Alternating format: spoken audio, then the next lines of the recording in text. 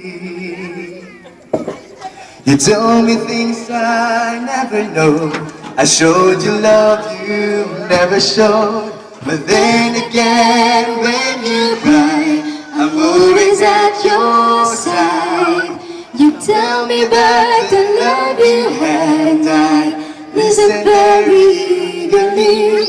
But deep inside, you never see this feeling of emptiness, which makes me feel sad. But then again, then again,